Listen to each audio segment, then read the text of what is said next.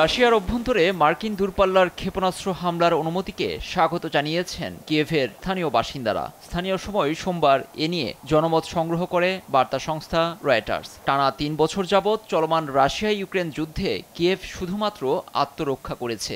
এতে রাশিয়ার অভ্যন্তরে হামলার অনুমতি পেয়ে বাইডেন প্রশাসনের প্রশংসায় ভাসছেন কিয়েভবাসী। হোয়াইট হাউসে বাইডেন প্রশাসনের মেয়াদ আর মাত্র 2 মাস।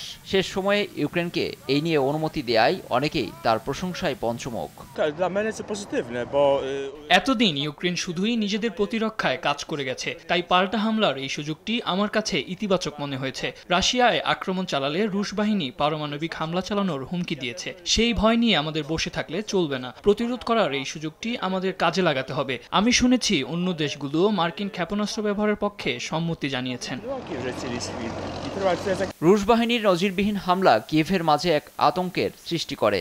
এ সময় বাইডেন প্রশাসনের অনুমতিতে আশার আলো দেখছেন দেশটির বেশিরভাগ বাসিন্দা। তবে শেষ মুহূর্তে এই সিদ্ধান্ত কতটুকু কার্যকর হবে এ নিয়েও আক্ষেপ অনেকের।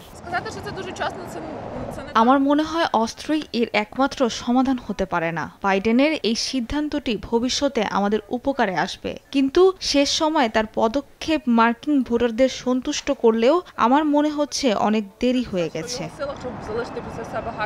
কিয়েভ মার্কিন প্রশাসনকে সাধুবাদ জানালেও নারাজ মস্কো। বার্তা সংস্থা রয়টার্সকে দেয়া সাক্ষাৎকারে সোমবার নিজেদের রাগ ও ক্ষোভ প্রকাশ করে অনেকেই। ক্ষয়ক্ষতি ও প্রাণহানি নিয়েও সংশয় দেখা দিয়েছে তাদের মধ্যে।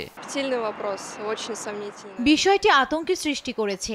এসব অস্ত্র ব্যবহার করা হলে বহু নিরীহ মানুষ প্রাণ হারাবে। আমি নিজের চিন্তা করছি না, হামলা সম্ভাব্য অঞ্চলে আমার আত্মীয় ও বন্ধুরা রয়েছেন, তাদের জন্য দুশ্চিন্তা হচ্ছে।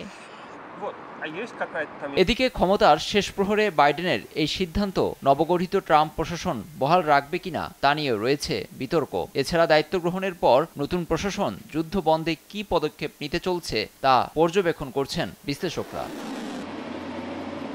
নিউজ ডেস্ক, দেশ টিভি।